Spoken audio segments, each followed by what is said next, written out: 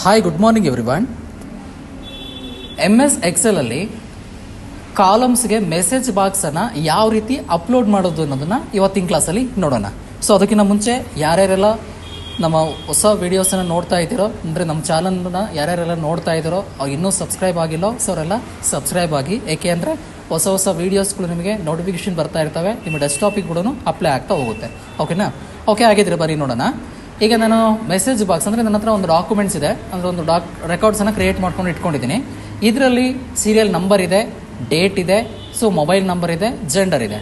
So ಇಲ್ಲಿ ನನಗೆ date apply ಮಾಡಿದ್ದೀನಿ ಮತ್ತು ಸೀರಿಯಲ್ ನಂಬರ್ ಎರಡೂ ಕೂಡ ಅಪ್ಲೈ ಮಾಡಿದ್ದೀನಿ.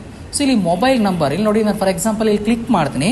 ಕ್ಲಿಕ್ ಮಾಡಿದ ತಕ್ಷಣ ಇಲ್ಲಿ ಏನಂತ ಬರುತ್ತೆ, mobile number, please enter mobile number ಅಂತ ಕೇಳ್ತಿದೆ ಅಲ್ವಾ. ಇದು ನಾನು ಎಲ್ಲ ಕಾಲಮಿಗೂ ಕ್ಲಿಕ್ ಮಾಡ್ಕೊಂಡು ಹೋದಾಗೆಲ್ಲ ಏನಾಗ್ತಿದೆ, ಆ ಮೆಸೇಜ್ ಬಾಕ್ಸ್ ಬರ್ತಾನೆ ಇದೆ. ಸೊ ಇದು ಏನು ನಿಮಗೆ ಯೂಸ್ ಆಗುತ್ತೆ ಅಂದರೆ, ಈಗ ಯಾರಿಗಾದ್ರೂ ಗೊತ್ತಿರಲ್ಲ ಅವರಿಗೂ ಕೂಡ ಈ ಮೆಸೇಜ್ ಬಾಕ್ಸಲ್ಲಿ ಏನಿದೆ, ಸೊ ಮೊಬೈಲ್ ನಂಬರನ್ನು ಎಂಟ್ರಿ ಮಾಡಬೇಕಂತೆ ಅಂತ ಗೊತ್ತಾಗುತ್ತೆ ಅಲ್ವಾ.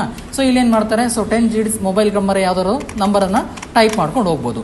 ಅದೇ ರೀತಿಯೇ ಇಲ್ಲಿ ಜೆಂಡರ್ ಅಂತ ಇದೆ. ಜೆಂಡರಲ್ಲಿ ಸೊ ಏನು ಟೈಪ್ ಮಾಡಬೇಕು ಅನ್ನೋದು ಕೆಲವರಿಗೆ ಗೊತ್ತೇ ಆಗೋದಿಲ್ಲ.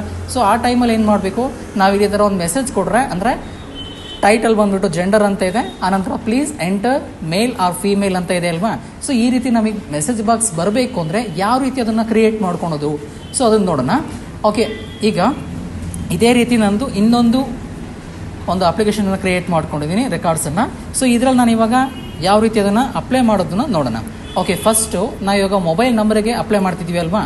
ಮೊಬೈಲ್ ನಂಬರಿಗೆ ಅಪ್ಲೈ ಮಾಡ್ತಿದ್ದೀವಿ ಅಂದಾಗ ಆ ಮೊಬೈಲ್ ನಂಬರನ್ನು ಎಷ್ಟಿದಾವೋ ಅಷ್ಟು ಕೂಡ ಸೆಲೆಕ್ಟ್ ಮಾಡ್ಕೋಬೇಕಾಗತ್ತೆ. ಸೊ ಸೆಲೆಕ್ಟ್ ಮಾಡ್ಕೊಂಡ್ಬಿಟ್ಟು ಡಾಟಾದಲ್ಲಿ ಹೋಗಿ ಸೇಮ್ ಡಾಟಾ ವ್ಯಾಲಿಡೇಷನ್ ಅಂತ ಇರುತ್ತೆ, ಕ್ಲಿಕ್ ಮಾಡ್ಕೊಳ್ಳಿ. ಅದರಲ್ಲಿ ಮತ್ತೆ ಡಾಟಾ ವ್ಯಾಲಿಡೇಷನ್ ಅಂತ ಇರುತ್ತೆ, ಕ್ಲಿಕ್ ಮಾಡ್ಕೊಳ್ಳಿ. ಇದರಲ್ಲಿ ಸೆಟ್ಟಿಂಗ್ಸ್ ಅಂತ ಇರುತ್ತೆ, ಇನ್ಪುಟ್ ಮೆಸೇಜ್ ಅಂತ ಇರುತ್ತೆ. ಸೊ ನಾವು ಇದರಲ್ಲಿ ತೊಗೋಬೇಕಾದ್ರೆ ಯಾವುದು, ಇನ್ಪುಟ್ ಮೆಸೇಜ್ ಅನ್ನೋದ್ರ ಮೇಲ್ಗಡೆ ಕ್ಲಿಕ್ ಮಾಡಿಕೊಂಡ್ರೆ ಇನ್ಪುಟ್ ಮೆಸೇಜ್ ಆಪ್ಷನ್ ಓಪನ್ ಆಗುತ್ತೆ. ಇದರಲ್ಲಿ ಟೈಟಲ್ ಅಂತ ಇದೆ. ಸೊ ಟೈಟಲಲ್ಲಿ ಏನು ಮಾಡ್ತಿದ್ದೀನಿ ನಾನು ಅಂತ ಹೇಳಿದ್ರೆ, ಇಲ್ಲಿ ಜಸ್ಟು ಮೊಬೈಲ್ ನಂಬರ್ ಅಂತ ಕೊಡ್ತೀನಿ, ಮೊಬೈಲ್ ನಂಬರ್ ಅಂತ ಕೊಟ್ಟಿದ್ದೀನಿ. ಸೊ ಅದು ಅಂದರೆ ಇನ್ಪುಟ್ ಮೆಸೇಜಲ್ಲಿ ಏನು ಬರಬೇಕು ನನಗೆ, ಪ್ಲೀಸ್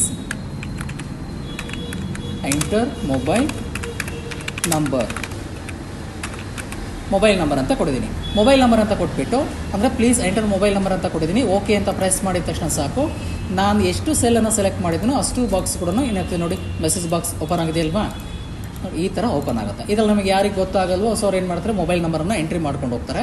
ಸೊ ಅದೇ ರೀತಿಯೇ ಕೂಡ ನಮಗೆ ಜೆಂಡರ್ ಟೈಪ್ ಮಾಡಬೇಕು ಅಂತ ಹೇಳಿದಾಗ ಸೊ ಅಷ್ಟು ಕೂಡ ಸೆಲೆಕ್ಟ್ ಮಾಡ್ಕೊಳ್ಳಿ. ಸೆಲೆಕ್ಟ್ ಮಾಡ್ಕೊಂಡ್ಬಿಟ್ಟು ಸೇಮ್ ಮತ್ತೆ ಡಾಟಾ, ಅದರಲ್ಲಿ ಡಾಟಾ ವ್ಯಾಲಿಡೇಷನ್ ಅಂತ ಕ್ಲಿಕ್ ಮಾಡ್ಕೊಳ್ಳಿ.